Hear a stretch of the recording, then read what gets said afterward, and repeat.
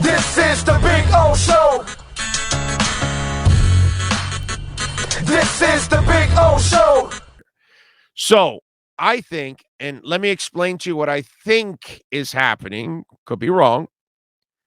They've said, or they haven't said, but the reports are that they want to keep their staff together, their defensive staff together, right?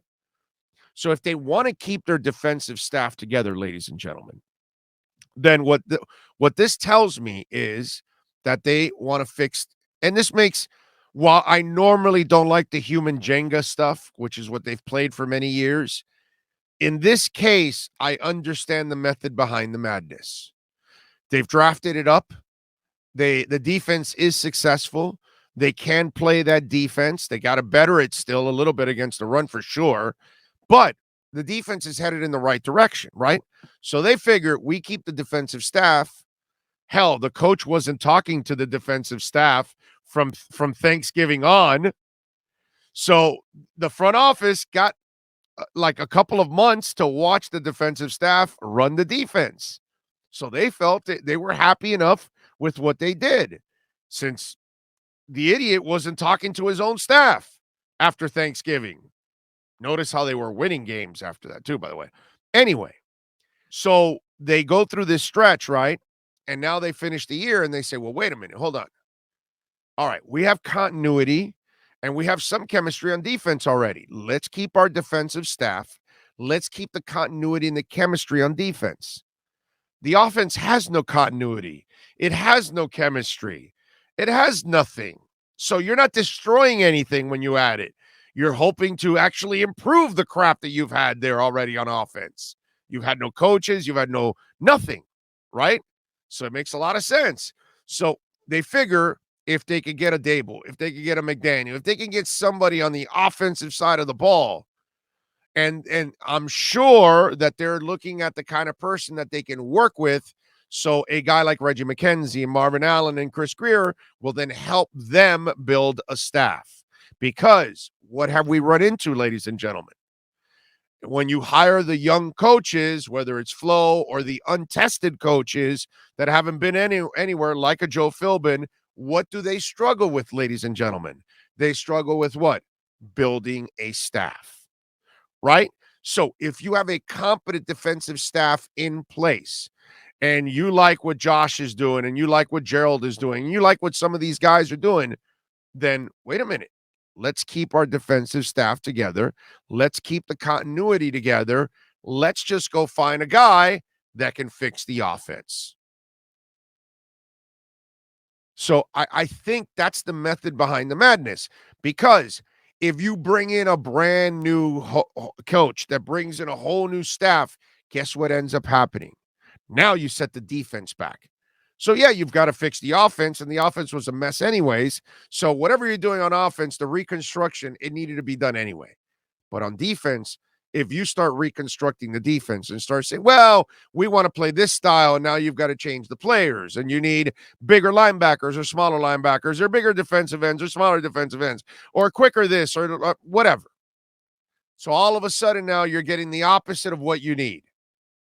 Well, our safeties aren't going to, our what's it called? Our run safety or strong safety isn't going to need to cover as much. He's going to be more in the box, this and that. So everything changes. You don't want to do that. That's why I don't think they're going to go in the direction of a Jim Harbaugh, who would absolutely change everything up. And he would change his whole staff and it would just be a mess. And then it would set everything back. So I think what they're trying to do is they want to get somebody to fix the offense. And the defense is already good. So it kind of, if you're a young coach, you're like, well, wait a minute, I'm inheriting a good defense. Now I don't have that. That's the pressure is off of me. I don't have to find a defense. I don't have to find a defensive coordinator. I've got a pretty good one. They're hiring me to fix the offense and the quarterback. Okay, I can do that. That's my comfort zone. I think that's what they're thinking of. And I think that's why they're going in the direction of an offensive mind and not necessarily in a complete rebuild. And I have to say, it kind of makes sense. I mean, those of you out there, right? Patience is a problem for Dolphin fans. We don't have any patience anymore. You tell us a rebuild, and we're like, oh my God, I don't want another rebuild. I'm so tired of rebuilds. We've been rebuilding for 30 years, right? That's what we say, right? So they don't want to rebuild either. So they want to kind of, let's say they just want to redesign the offense. They don't want to rebuild the entire team. And really, that's what they need. They need somebody to come in and fix the offense. The defense just needs maybe another piece or two, maybe in the middle. We'll get a little more, middle linebacker or something like that. You all know what we need. They don't need a ton on defense. They need more experience and all those kind of things. But it's a tweak here, tweak there. But on offense, that's needed badly.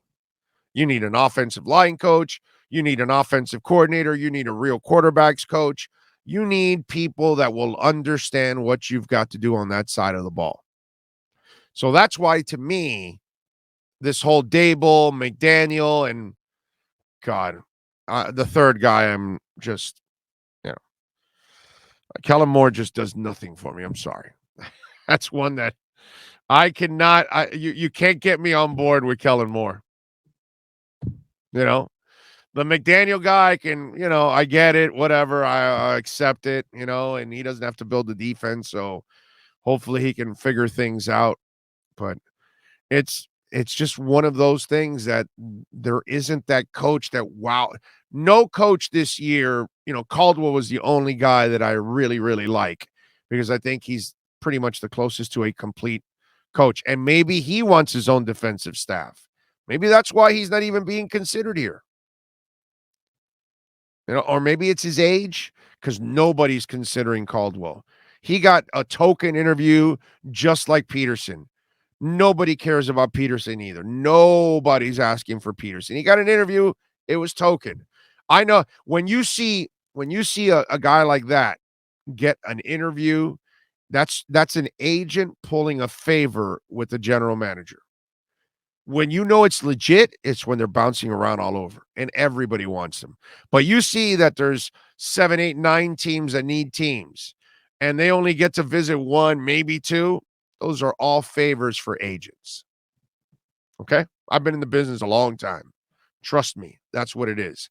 It's not because they had any kind of interest in them, because notice how they never became finalists. Even in the token interview, they weren't even a finalist. That's all you need to know. Okay? So nobody's interested in Caldwell, and it's got to be the age thing. Yeah, maybe it is also because you're not going to have him for a long time. So you've got to hire him, and he's got to hire also a successor in place. So you've got to worry about it. And I forgot who it was last week that made a really good point that those coaches were hired when they were younger, like the Belichicks and the Pete Carrolls, and they got old in their tenures. So it's different. They weren't necessarily hired in their late 60s, and you don't do a lot of that. So maybe that's why, the Caldwell ship has kind of sailed on him a little bit because of age. Not fair, but it's the truth.